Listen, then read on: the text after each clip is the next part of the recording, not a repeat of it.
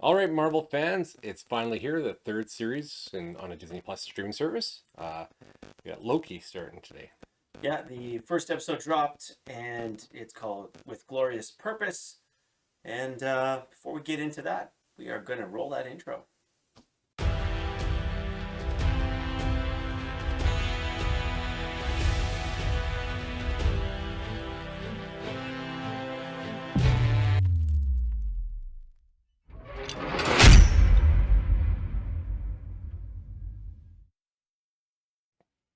Well, 51 minutes of the God of Mischief. First thoughts. I am glad it's here. I was not all that pumped on this series, and I'm gonna say right off the hop, this has been my favorite first episode of any of the series so far. I'm digging it. I like the vibe. I like the storytelling. They're getting right into it, and I'm liking it.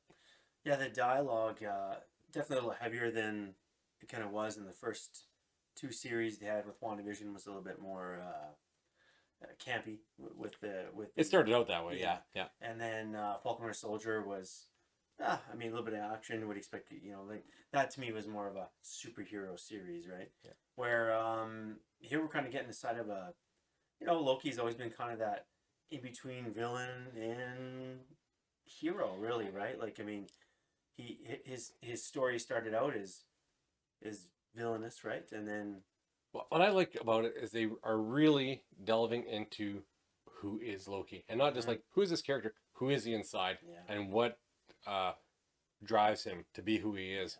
And there's some heavy stuff in here. there is. It actually is. It's kind of an emotional episode for him, and that's why I think I'm liking it because they're fleshing out a real story, a Oh real. yeah. It has some feeling and weight to it. Well, and I think Tom Hiddleston is a good actor, so he really he kind of personifies Loki's character really well. I mean, I think get a good actor giving you some good dialogue, and it's going to be great. And I mean, I like Owen Wilson. I think he kind of plays that always that sort of low key, sort of comedic guy, but not quite. He still has the undertones of comedy to him here. Yeah, It's Owen Wilson. You're gonna get yeah, Owen Wilson, and I actually when I heard he was cast in this, I was like, okay, well, it's Owen Wilson. I yeah. don't know what it'll be like. I like Owen Wilson personally, but I didn't Mm-hmm. know how he'd fit in here, and I actually like the fit. I like so far, that first episode, but I just like the way he's portrayed in here, and he actually does a good job of you know kind of, I won't say he was like trying to convince Loki, Yeah, but he was able to get through to him and communicate with him on another level. I think kind that of nobody else could. Like, a personal level. yeah, Yeah, he had just has that non-threatening demeanor to him, yeah. and I think that's what comes across. Well, and I with the TVA, the introduction of the TVA, the Time Variance Authority, um, kind of opens up that the multiverse door even further for all these series and It going re- forward with the movies, right? yeah, it really, the way they were describing at the beginning, and without giving too much away, but the way they were showing how the variance in the timelines, it was like, okay, this is what they're doing. This is how they're going to open up all these other stories. Yeah. It kind of goes hand in hand with WandaVision and Doctor Strange, I'm assuming, but you really get to see how things get affected, and I find it interesting how they try to close them off. Yeah. Yeah, and I think by the way, there's gonna be a little bit of spoilers when we're talking here, just because we're assuming if you're watching us, you probably watched the show. So, um, but I think with it, yeah, you get you opening the door with the time variants, the time streams, the different timelines, and I like it. I mean, it kind of you think about Loki fits right into this whole story very well. It's like, why wouldn't he be in it? Because he's always kind of creating chaos, right? Um, yeah, it's interesting, and I don't know. I don't know if he's like what they said at the end of it. It's he's supposed to be the actual sort of villain of He's it, trying to stop himself. but I don't know if I, that's. I don't I think that's the case. No, just based on what we saw, I don't think that's the case whatsoever. I think that they're being misled. Hmm. I don't think that it's him at all. I'm not exactly sure who it could be. We were discussing possible people who might be popping up here, and just from the imagery, we've seen the kind of the devil type imagery, and we came up with names like Mephisto, Nightmare, and possibly Kang. Yeah, that's right. So, like, if you think about it, they mentioned the Nightmare section in the TVA. That's a whole department, he said. Yeah. So I was like, okay, that's interesting. So They were dropping hints at a really bunch of different were, things. yeah. Yeah, not to give you anything, but to kind of just give you a hint and then pull it away and then give you another hint as to maybe something else. Yeah, and the Kang instance, I had mentioned that during the review, we were watching the show, and Kang is a time traveler.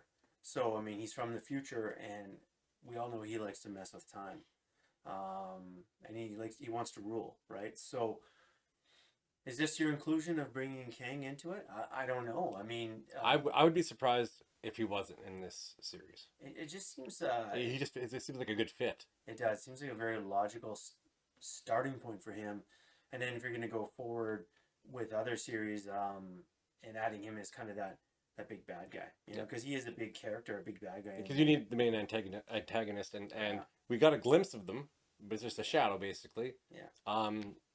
It could be anybody.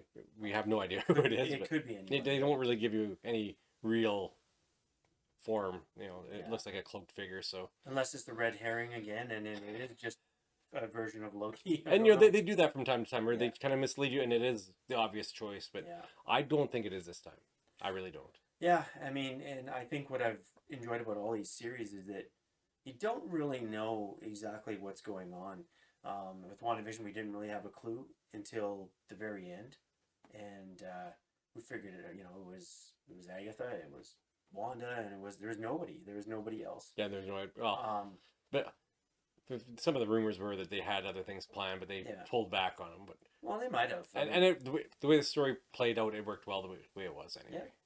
No, I mean, and I think that's so far I think Marvel's been doing a great job of giving us great content. Like, I mean, I haven't been disappointed. I mean, I don't know if I was looking forward to probably WandaVision the most, and then the Falcon Winter Soldier. This was kind of the third on my charts of of these new ones that I was looking forward to. But I agree with you. I did really enjoy that first episode. Just, you know, a lot of dialogue, a little kind of personal kind of backstory, just trying to fill in Loki's history or who he is. Well, and as we said, we have some spoilers here, and they give future glimpses and past glimpses of his life, with the title, with Glorious Purpose.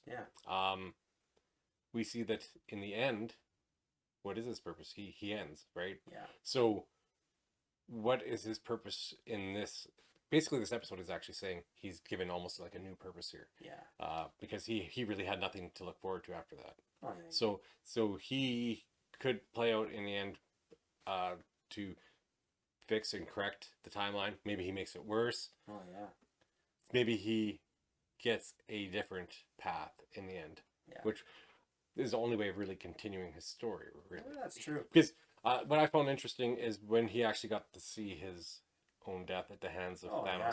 So I would be very, very surprised if he's not planning something to get around that. Possibly. He wasn't happy with that, obviously, because he didn't go anywhere. Yeah. And my favorite part of the show actually was this small glimpse of D.B. Cooper. That was a great little twist. It's like a real life history event saying that it was him who did it. I mean, that was clever. Yeah, I mean, the way Owen Wilson was like, I can't believe you're D.B. Cooper. It was great. It was a really neat twist. Yeah, that's a good thing. It's funny. And D.B. Cooper, if anyone doesn't know the history of it, he hijacked a plane and basically stole, asked for ransom money and basically got away with a couple $100,000, and then he jumped from a plane. So parachute and went missing. And went missing. He's never been found. So it's an interesting story that they just threw that in there, and that's pretty cool. So, yeah, it was a neat little twist. Yeah, no, I mean, I think the possibilities are endless with a time travel type show, because you could go in all sorts of different directions and different eras, different timelines. I'm just wondering if there are possibly more timelines other than Loki's that they're worried about that they're going to try and fix as well from the past, so they could course correct and possibly bring back other characters. You never know what's supposed to be a non-variant, right? Yeah, that's true. So there's I think there's a lot of possibilities with what they're doing here. So they're basically saying the main timeline is the current one where Loki got taken out of there, and well, I like that at least they kind of made that thing saying the Avengers were supposed to do what they're supposed to do. Yeah. So that was supposed to say they were allowed to travel back in time and do what they had to do to correct it. And that all other multiverses or timelines are not the correct one. Yes. So it's, So it's an interesting twist. Yeah. I mean, it gives us a little more clarity. Yeah, yeah. Right. Yeah, what they want to do with it. And... Yeah. No, I mean, overall, I great first episode. Yes. Like I said before, I was not really big on this series. I wasn't sure what to expect from it. I thought it'd probably be the worst of the three. Mm-hmm. And right off the hop, right now, it's looking like it's gonna be my favorite. First episode of Loki is in the books, and looking forward to what's to come. Definitely would like to hear your thoughts on the series for sure. Yeah, I think this could go many different ways, and hearing from you guys, whether you liked it, like theories especially, where it could be headed. Let us know who maybe the villain is, who you think the villain is in the actual story. I think that's where everybody wants to know where we're going to go. But as always, thanks for joining us here at the Blazing Overture, and we will see you in the next video.